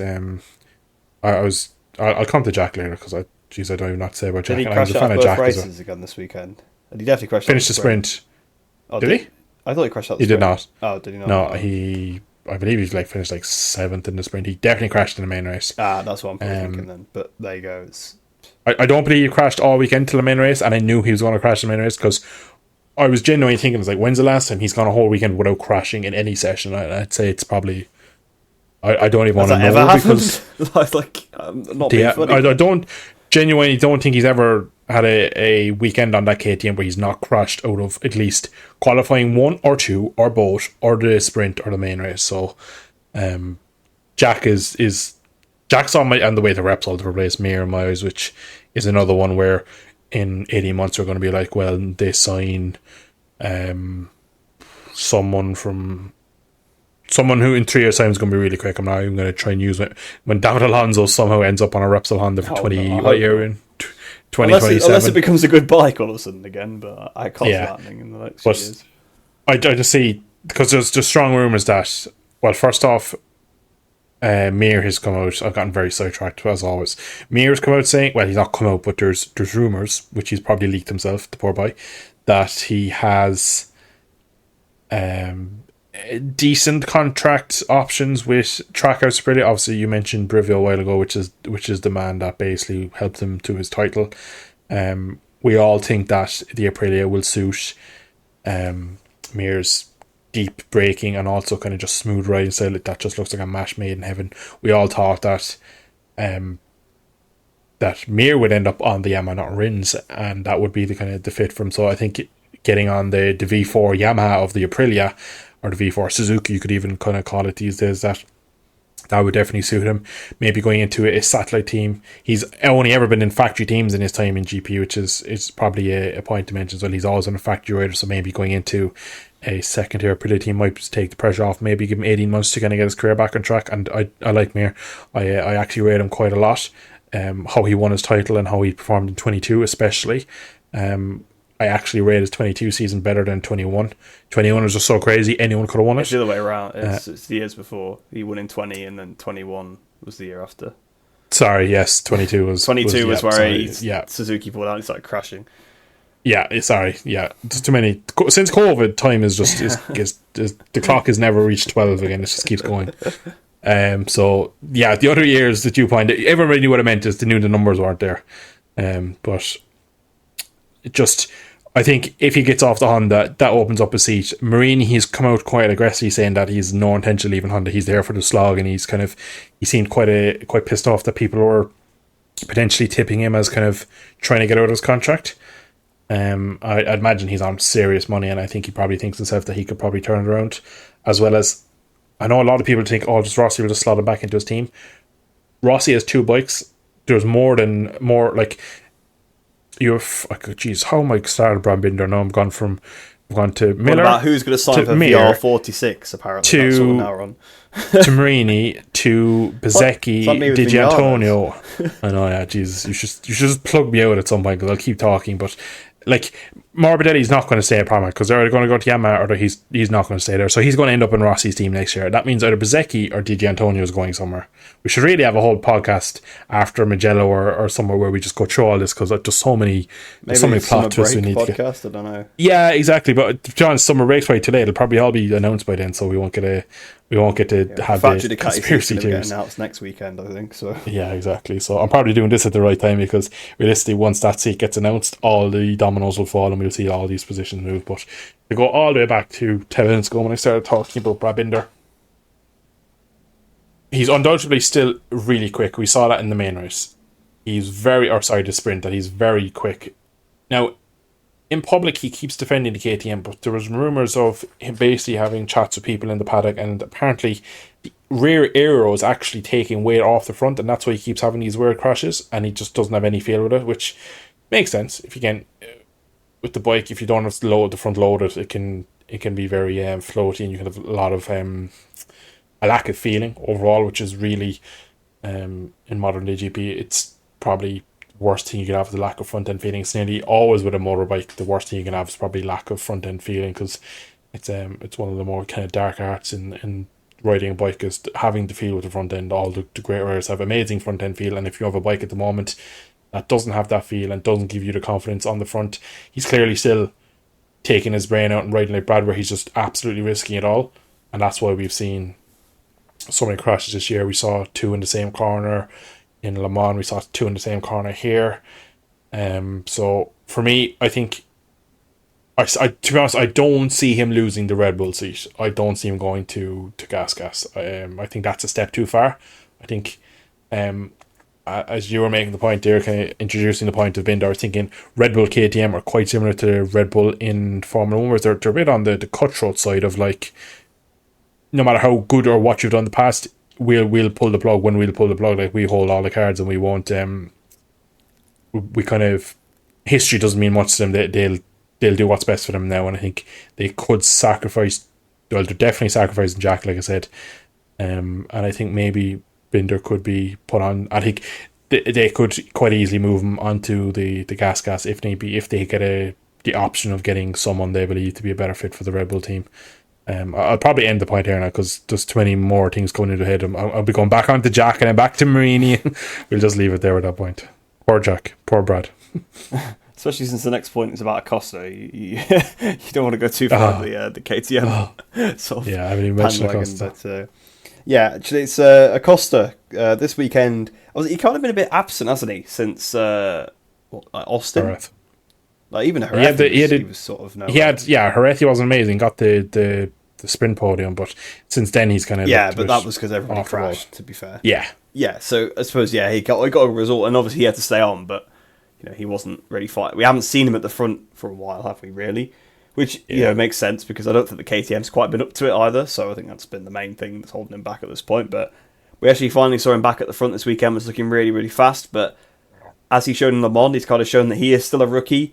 Obviously, he burnt his tyres out a bit too early in the sprint, ended up dropping back a little bit after some really good racecraft and some aggressive riding against Brad Binder. I mean, there was definitely a bit of a...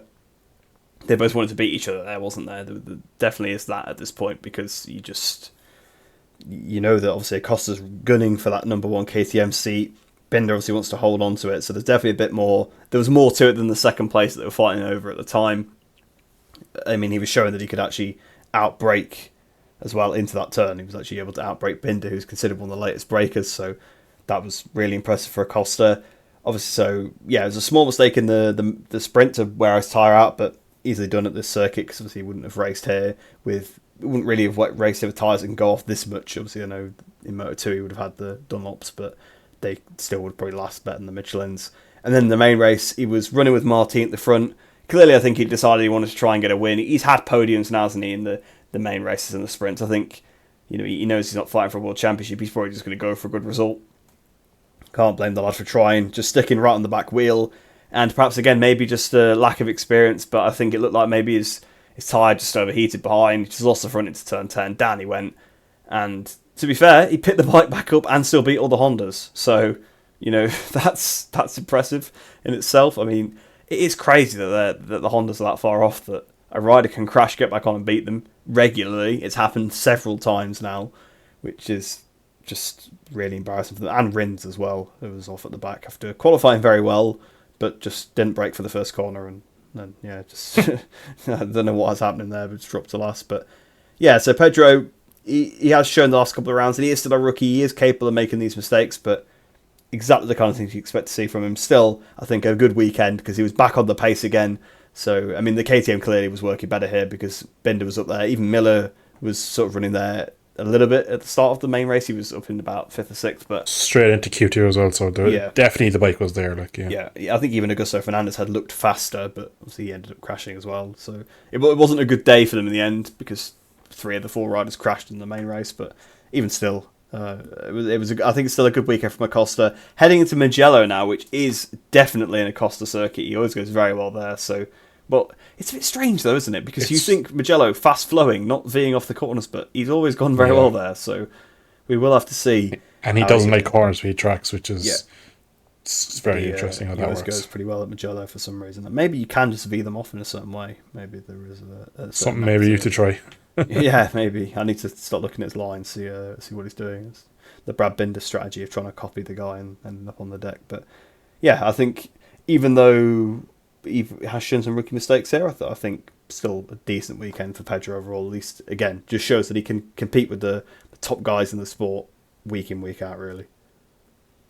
He's a satellite rider battling the best in the world on the best bikes. I know Martin's also satellite, but he's on the best bike on the planet at the moment. So, I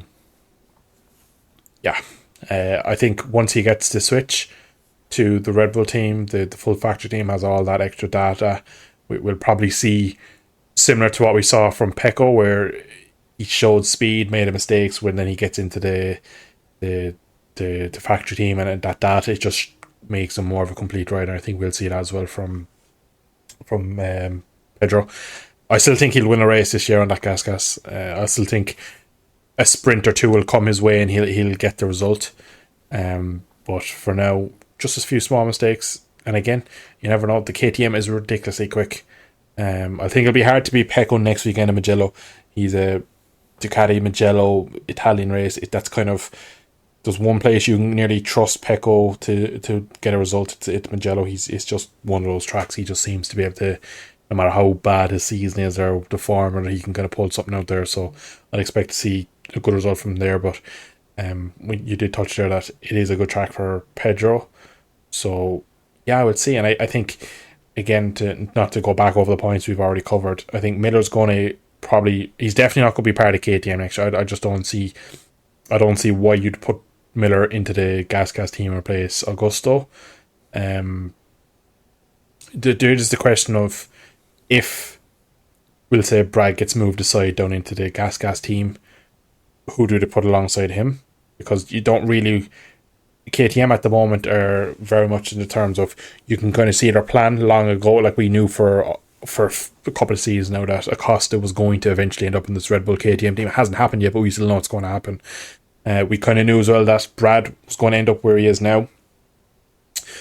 So you can kind of follow the likes of the lower classes. Like, it wouldn't be a surprise to see Dennis Onchu in a couple of years on a gas. It's just, that's what we'd probably expect to see.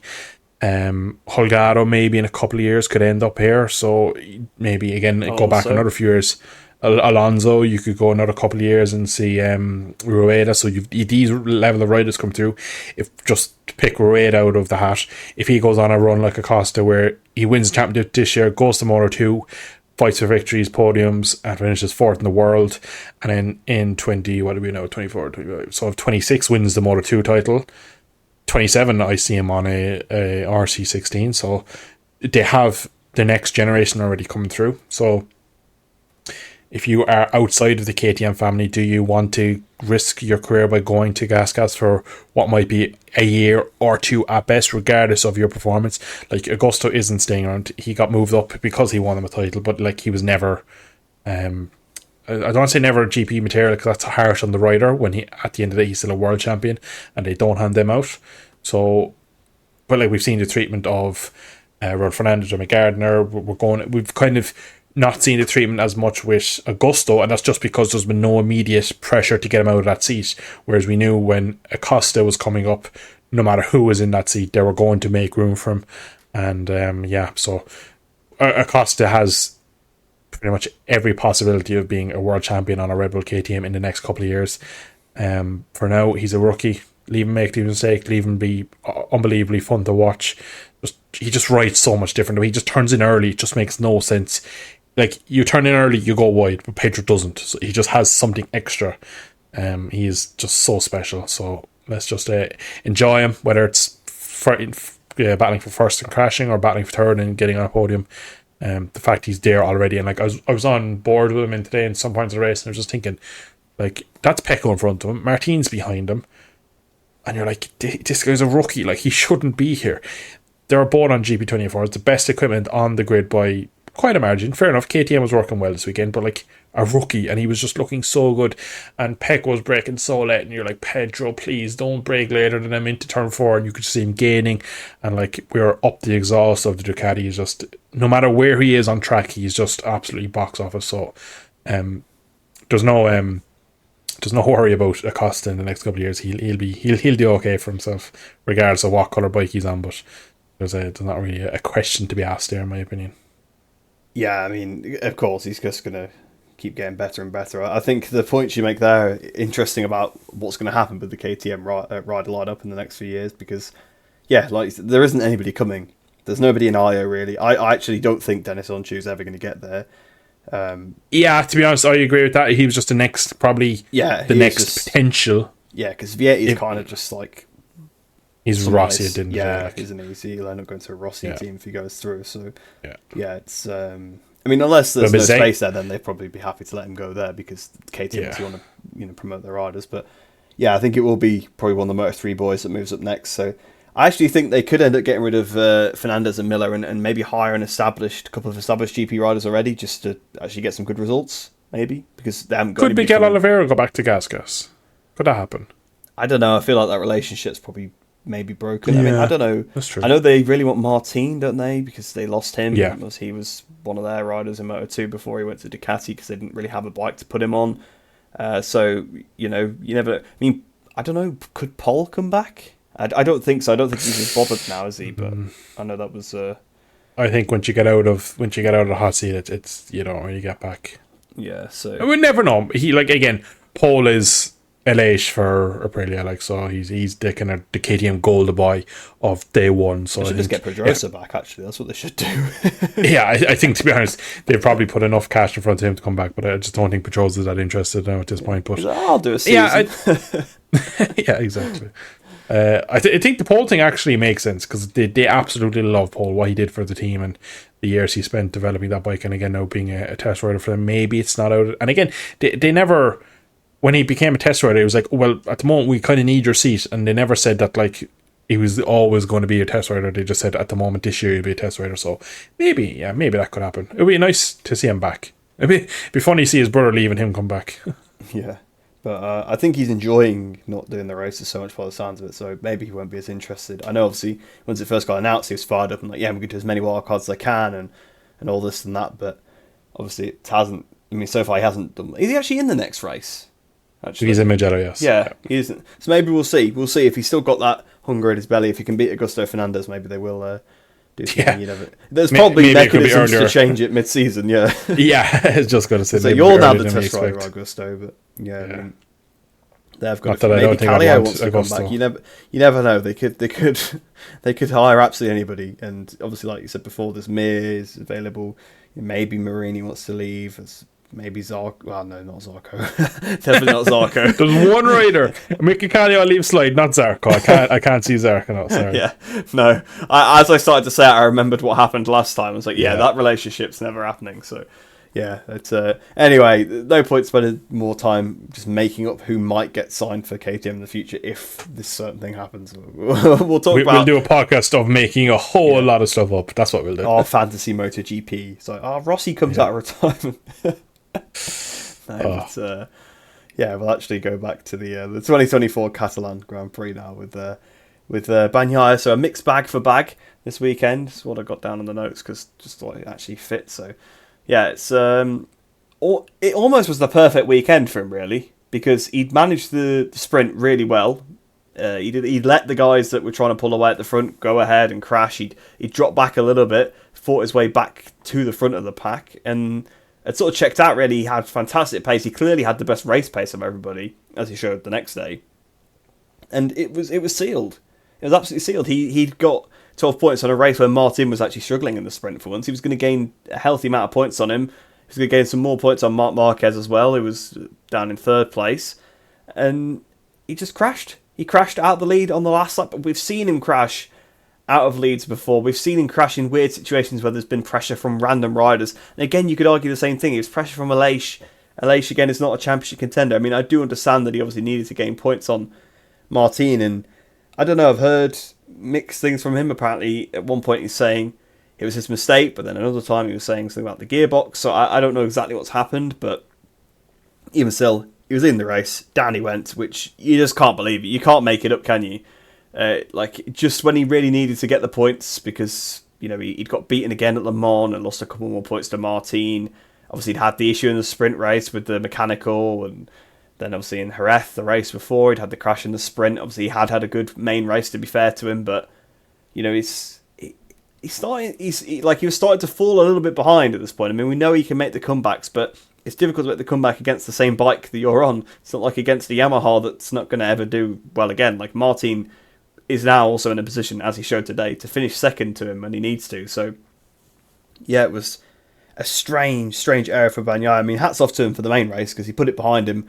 I liked the fact that he made a point of making the pass in turn 5, and as he said, he wanted to get it out of his head. I respect that. That's the corner where he threw the sprint race away, and he risked it for the pass. I mean, there is also the element of like, well, if I crash at this corner, Martin will go down as well. So maybe that was partially in his head. I feel like that definitely played some part of it. It's like, well, I'll just try and see if I can push into this corner. If it goes wrong, it doesn't really matter. So, but yeah, you know, sort of jokes aside, really good race from him in the main race. But again, just shows that weakness he has in the sprint. He got the. It wasn't even like he was pushing for anything anymore. He'd got enough of a lead. Even if Aleix passed him, he was still going to beat all his rivals. But no, he just throws it away. And I know it's only a sprint, so it's only 12 points he threw away. But it's not just the 12 points; it's the swing of the amount of points he would have had over Martin and Marquez, and then obviously him crashing moves them up another spot as well, so they get even more points than they would have done. And yeah, it just seems like a pointless, silly mistake. And again, Catalunya seems to go wrong for him in some way or another. From what I saw from him, he said that he basically tried to bring it home and was tried to being maybe a bit too defensive and just kind of rolled off too much, and that's what caused the crash. I did hear as well there was something mentioned about a gearbox. I didn't actually read that. I just heard that from the TV coverage. So I don't know if that holds water, if that's again. After a crash like this, there's always lots of rumours thrown out. You just don't know what to believe. The one I've heard directly from him is that he did try and just manage, and that's what cost him through that corner. I also was I was so down on Pecco yesterday. I was going to absolutely rinse him today in the podcast after the crash, because I was like, you can't keep doing this. Like, Mark is on pretty much the same bike as you. Martin is in his best point of his career. He's kind of established himself now as a top GP rider over the last couple of years, and he's building into one of the top riders of the modern day, and he's going to He's having a stunning very season, difficult to isn't he, beat. so far? Yeah, Aside from the one it's mistake in unbelievable. Jerez, he's been fantastic.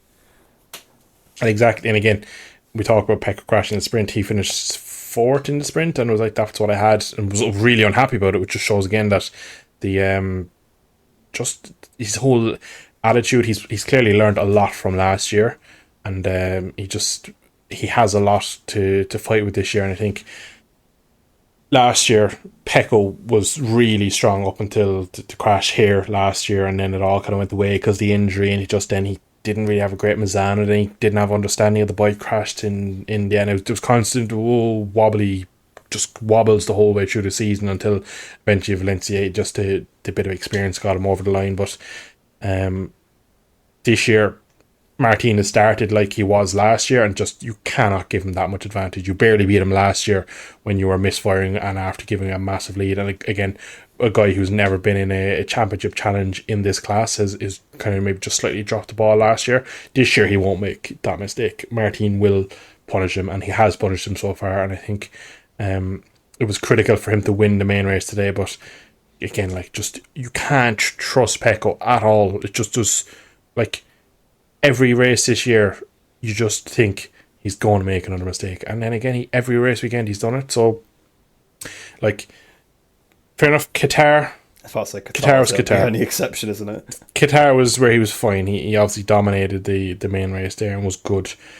And where did we go after Qatar? We went to, was it Texas? No, it was Portimao. So crashes is nowhere in the main race. Or sorry, nowhere in the sprint. Crashed into Marquez, and is more at fault for me in that incident. In the sprint, he was leading and he made a mistake. Sorry. Yes, again. So another mistake. Again, another mistake out the lead, and then I was mistaking the Texas one. Yeah. So again, two mistakes there from him. After that, we got to Texas. He's kind of nowhere all weekend. It just doesn't look like he can get in. He's then the one complaining of the GP24 chatter. He's finally kind of coming out with that one. So things looked pretty rough. The incident in turn one with Binder in Jerez is racing incident, but still, it seems to happen to Pecco more than it happens to a lot of riders. It's like Pecco has a bit of this arrogance that, like, maybe people should be a bit nicer around him in the racing, because he seems to kind of try these things and end up in these weird positions with people where you think, like, maybe that wasn't as necessary, but maybe he just thinks that maybe just a bit of his arrogance, just that he's a multiple world champion and that he should probably get a bit more respect on track. Maybe I could be speaking completely out of term with this, but I just get that opinion when he's maybe slightly out of position. That the Maverick Vinales incident last year at Le Mans, I just feel like that was just a bit unnecessary. The one with Marquez again this year in Portimao. So again, like, I've listed up till Jerez, then goes and puts in a stunning race in Sunday, go to Le Mans, crashes needlessly in qualifying. I understand as well, you're risking it all, but he already had a good lap in. You're like, is pole position going to make much of a difference if you're second, for example? Like, it's not like he was ninth and had to kind of risk everything, damages the bike, doesn't end up riding it in the sprint, has a technical issue, another no score. A decent main race considering didn't have the data from the sprint. And then this weekend again, just another pointless mistake from him, and he's left pointless from the sprint. Jorge Martin was beatable this weekend. In my eyes, it was one of his weekends where he just didn't seem to click for him. Was very good in the main race, to be honest. He did a bit of a Pecco where he looked a bit rogue and on the ropes in the sprint and turns around for a very good Sunday. But it should have been a double for Pecco, and he should have made massive headway. And it should have really just made a small click where Marcus just kind of drops away now, and it should be these two that make the step, and the 24 just pulls away, and it should be Marcus on his day battles them, and when he qualifies well. But it should be these two where you still looked at Pecco's, like, he's kind of in between. Is he fighting Martin or is he fighting Marcus? He's just that battle of where he's going to be in this championship, because there's still such a big gap. And who's not going to say he's not going to crash in the sprint again in Sachsenring, or if we get weather, he's very good in mixed conditions, but he still makes mistakes in them. So it's unfortunate really that he's made more mistake. Every time he does it, we kind of defend him and back him up, and because he goes out and does an amazing race on a Sunday. But yeah, it's just, I'm probably again being a bit nice on him because he did make the overtake on Martin in turn 5. He had a perfect race today. But why was that sprint? That sprint was just done like it. Again, the Portimao one, now that you bring it back into my memory, that was done as well. That's 24 points there immediately. No, of course he didn't lose, he didn't crash in the Portimao sprint, but that's still points he's lost. Like, so, Yeah. it's overall for me, it's a worry that Pecco has this in him, because we all know that the mistakes are there and that they could happen anywhere. Yeah, it's a consistent theme, isn't it, across several seasons? It's not like the fact that he makes the odd mistake occasionally. Like, everybody cracks. It's not like Binder. Mistake. Yeah. Well, but I suppose, Binder's never been a crasher, and this year's having a bit of a rough year. But like, I mean, Martin in 2022 had a really bad season, lots of crashes, lots of mistakes, and I think that was partially down to the engine obviously not being quite right. But I think that affected him mentally more than it should have done, because he thought he wasn't on the same equipment and wasn't being given the fair shot. So I think he was probably making more mistakes because of that. But yeah, it's literally his entire MotoGP career, he's crashed out of like decent results. He's crashed out the lead more times than probably anybody, to be honest. I can't think of anyone that's crashed out the lead more, except maybe, nothing even comes to mind. Maybe Canet when he was trying to win his Moto2 races, but I don't even think so. I don't think he crashed out the lead that many times. So yeah, it's cause I remember vividly, like 2020 Misano crashed out the lead there, didn't he? I think that was an unpressured lead. He'd pulled away from Vinales. He'd got that 1-1. It seems to be whenever the pressure's almost... It's weird, he's fantastic under the pressure.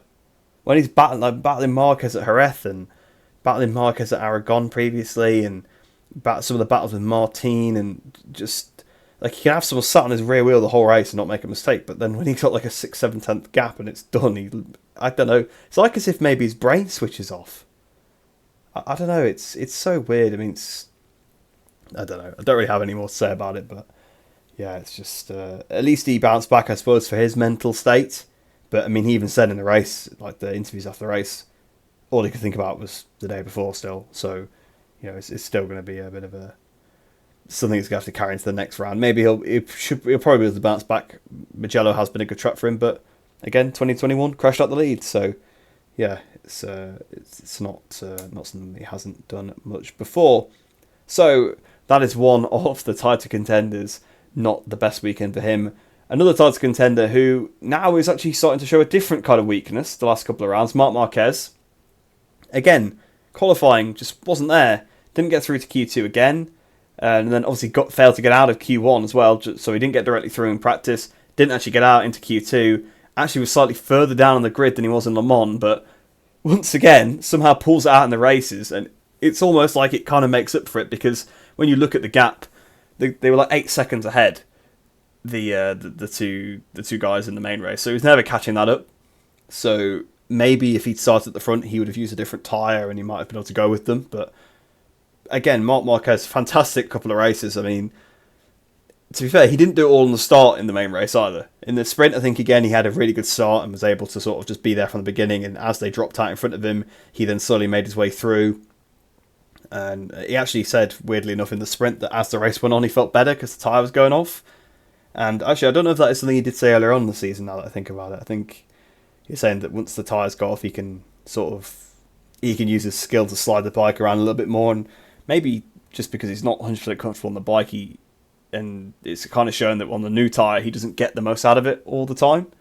Because he's struggling to qualify, struggling to start races, but as soon as the tyre starts to go off, he can sort of move the bike around. So, don't know, it seems a bit maybe of a weakness there, but he has once again bounced back very well in both races. The thing is, I suppose, if he qualifies better, he could definitely win the sprint, you would say. He'd probably be able to maybe have been in front of Aleix because he wasn't that far behind him, even in the condition, even in the starting from that far back. And the main race, he probably doesn't get any better than third, in fairness. I don't think there was really much more there, but even still, it's given himself a lot of work to do, and if you keep doing this, you're probably going to eventually not be able to get back to the front, or you could get taken out or something by someone a bit further back, as we've seen. He lost a lot of time behind Morbidelli today. I think he struggled to get past him for quite a while, which was it was nice to see, until Morbidelli fell off, unfortunately, but it was nice to see Morbidelli actually kind of performing somewhat about his best race since probably like Jerez 21, probably, so yeah, it was, he had the Argentina last year, they did finish up P4, but a bit of a weird fluke, that one. So, yeah, anyway, going a bit of a sidetrack with Morbidelli, but Marquez definitely shown a bit of a weakness now with this qualifying ability. He goes from scoring his first pole position on Ducati to his worst two qualifying results on Ducati. It's a bit strange. people hate comparing Rossi and Marquez, but he's very, very similarly following his career path. Unbeatable, injury, questionable moves to another team, and now isn't the amazing qualifier, but is by far the best kind of racecraft and can make it up on Sunday. Again, make it up on Saturday and Sunday, but now I do believe that Marquez will figure out the qualifying, because Marquez has always been a qualifier, whereas Valentino was never. Just was never one of his traits. He probably didn't need it. But until Marquez figures out this qualifying malarkey and not being able to get the most out of a brand new tyre, he's not going to win races. Like, he was a long way off the race, like off the top positions. So, no, of course he gets back to the podium, and it's a great result, and you get points for positions, not for the gap. So, in fairness to him, he did exceptionally well to get the result today. And again, picks off riders one by one, very similar to Rossi when he kind of qualified 11th and then would still end up finishing 3rd or 4th, where he'd come through and lap after lap, really good consistent race speed, and he just seems to have that. Now, the question to me is, are we going to see what we saw from Valentino from 13 through to 17, 18, where on his day he wins, and maybe when things go awry for others, he wins, and the occasional qualifying session is there? Or are we going to see Marquez kind of maybe get to the level that he can qualify week in, week out, and probably comfortably win a championship next couple of years? I'm still unsure about that, because he's had such a bad injury, and has taken a lot off his GP lifespan. He's definitely not as quick as he was. He's obviously not the rider he once was, so we have a bit of an unknown with Marquez, because he's on last year's bike. If he's on the KTM, would he be able to do it? If he was on the G24 bike, could he make the difference there? There's so many questions with Mark, and there's that really interesting storyline that the whole time that Marquez kind of carries, and now he's on a Ducati as well. It's still kind of very similar, where he still has the pulling power of being probably the most interesting story on the grid, regardless of if he's qualifying 14th or 4th. So I think he's going to struggle to be in this championship if he's qualifying down there, because fair enough, Le Mans for me, Pecco crashes out or is out of the sprint with the mechanical, loses the data, which means he comes into the main race with less knowledge than he usually would, which then in turn means the main race he's kind of running a bit blind, which means that Jorge Martin has a bit over him, and then he kind of gets caught out at the end by Marquez coming back at him. So I think if Pecco has a full sprint on Saturday, he probably wins in Le Mans, or else forces Jorge Martin on further that Marquez doesn't catch him, and Marquez again finishes 3rd, a bit off these two. And then you have the question of, are these two just in a different league? Is it just a 24 bike is that much better than the 23, which is quite obviously is the answer in a way. But where's Bezzecchi? Where is Alex Marquez? Had a good weekend this weekend, but this is kind of the first good weekend he's had all year, really. He's been beaten comfortably by his brother so far this season. So I won't say it was a good weekend. Still didn't get through to Q2. Finished about got sent. Finishing 5th, 6th. Yeah, the main race result wasn't too bad, but his sprint race was quite bad. I mean, I know it was Morbidelli's fault, but still, I wouldn't really say it was a great weekend for him. It wasn't a great weekend, but it was a better main race, we'll say. Anyway, yeah, it's probably still his best weekend of the season, but yeah, actually, he was quite good in Qatar. Shows, though. He was pretty good in Qatar, but yeah. It kind of just shows, though, that again, Marquez has the beating over him comfortably so far this year, and that like the other 23s have been miles off the 24, and Marquez has been making the difference. But is it enough to in this season? Never mind next year or the years to come where that'll happen, because I think if he stays with Ducati, he gains more kind of ability. If he moves to another team, we'll probably see another season like this where it's a learning curve and he has to figure it all out, and he'll have his high and low points and he'll make mistakes and stuff. But like, it's just the question is, when he gets the first race win, is it just like, will it be a field day? Will he just start banging them out left, right and centre? Will he be winning sprints? Will he be qualifying front row every race weekend? Will he have like just a massive speed advantage? I think maybe that will happen, but it's the 23 bike for me. Is just that the fact that I just don't know if that will be if he doesn't win if Marquez doesn't win the championship this year, will it be because of Mark or because of the 23 bike versus 24? So that's kind of the whole idea of the point for Marquez at the moment. I think he's going to figure out the qualifying. He looked a bit rough in Qatar. He's figured out the race pace, racecraft on the bike. He looks so good in battle.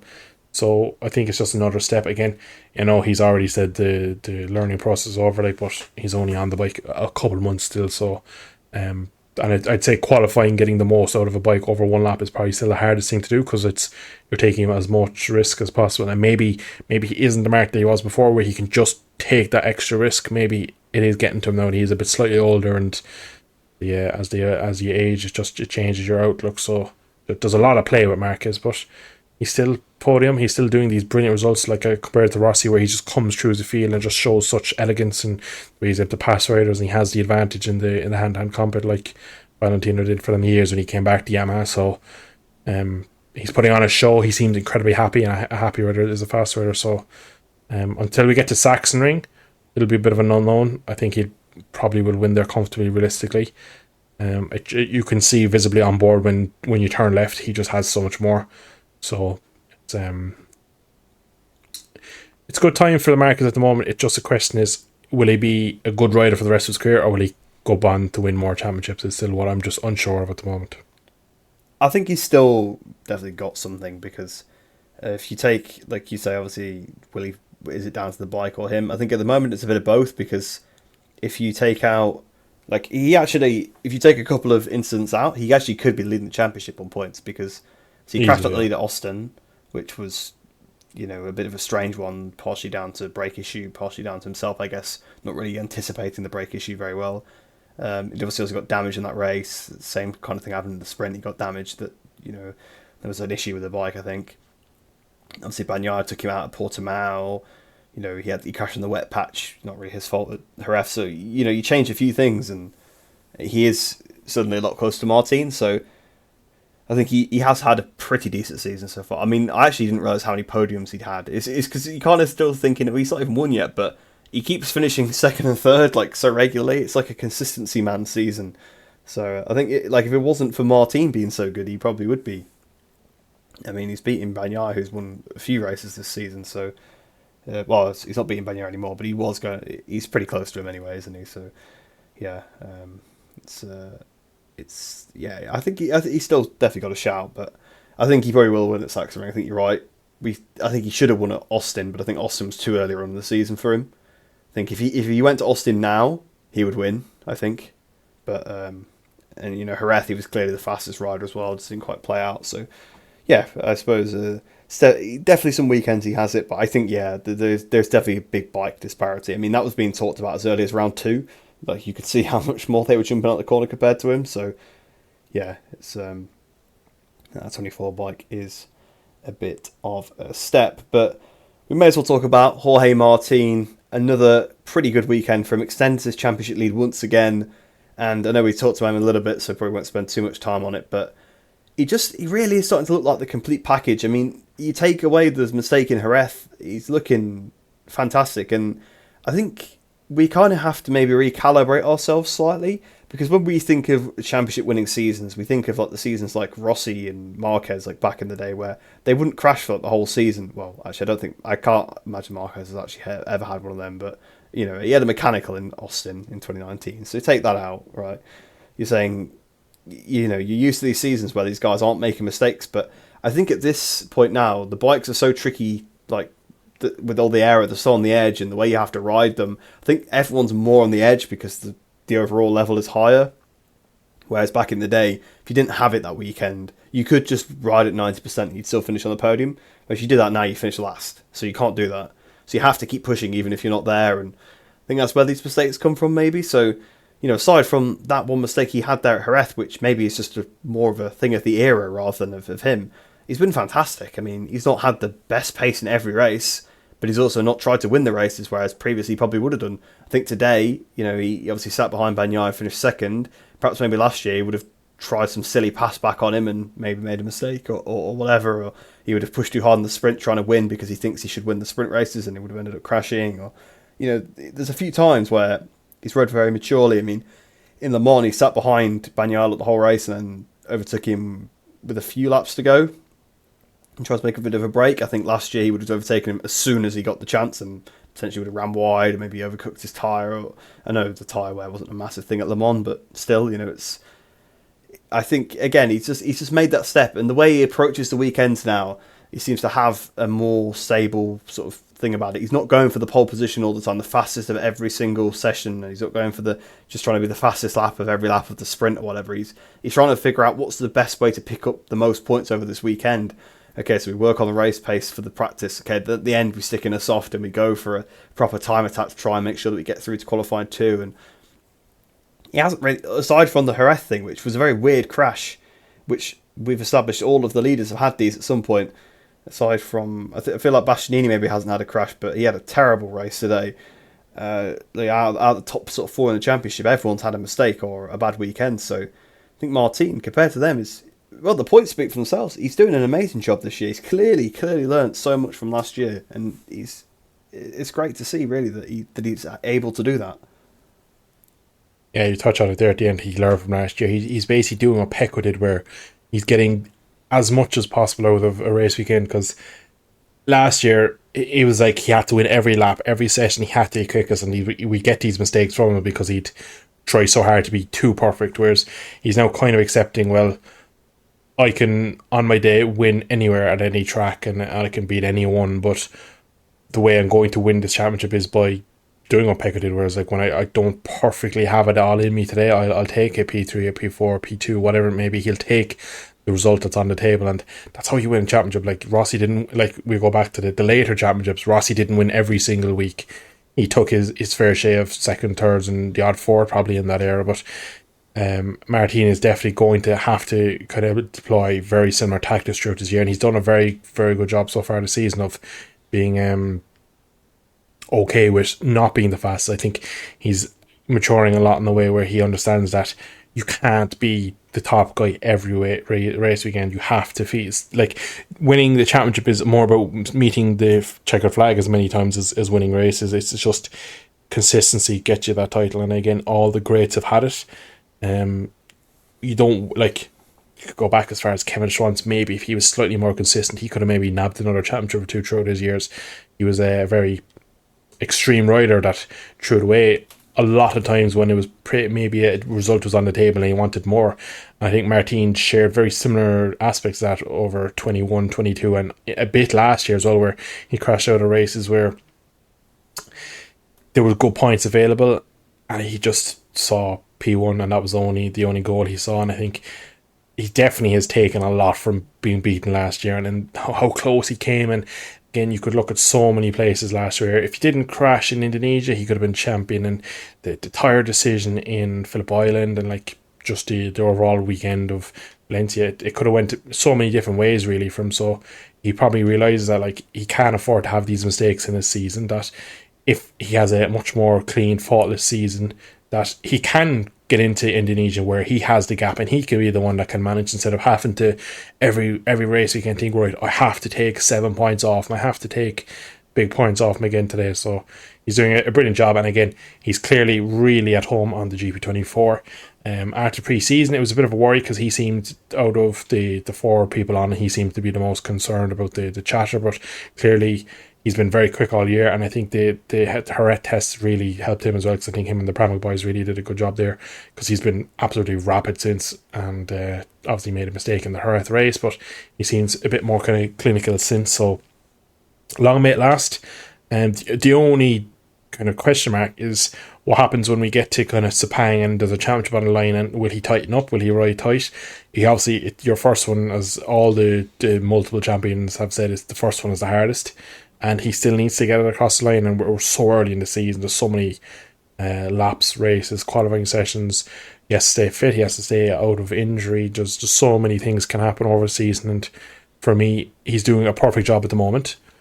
Like you said, he's probably made the least mistakes out of everyone. He's had the Jerez crash in the race, but then the Austin qualifying session where he had 2 ridiculous crashes and really could have injured himself there. That was another kind of bit of Martin of old, where he just absolutely, there was no one else in that racetrack that day other than him. It was all about him, but he kind of turned around in the when it came to the races. So he is definitely maturing, and that is a big danger to everyone. And I think we'll find out by next podcast that he'll be on a red bike next year. I think race by race is going on. I think it's more clear he'll get it than Mark, to be honest.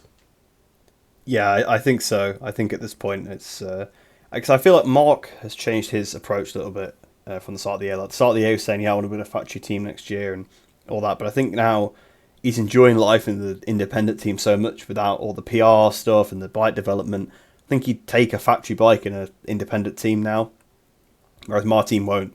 So I think that's the solution there. I think it's just to put Martin in your factory team, keep him happy. Marquez will probably accept a factory bike in a different team. So you keep them both at that point. I guess the only guy that's losing out is Bastianini, but that's kind of been quite apparent since the beginning of the season that's how that was going to go. But there you go then. That is round 6 of the MotoGP season complete. So we're about a quarter of the way through the season now. So there you go. Maybe things are starting to shake out, but still very early on. So there is still plenty left to go. If you did enjoy the podcast and you're listening on Spotify, please do rate it 5 stars. Or if you are watching on YouTube, please do like the video. But we will see you next week then for the Italian Grand Prix at Mugello. So we'll see you then.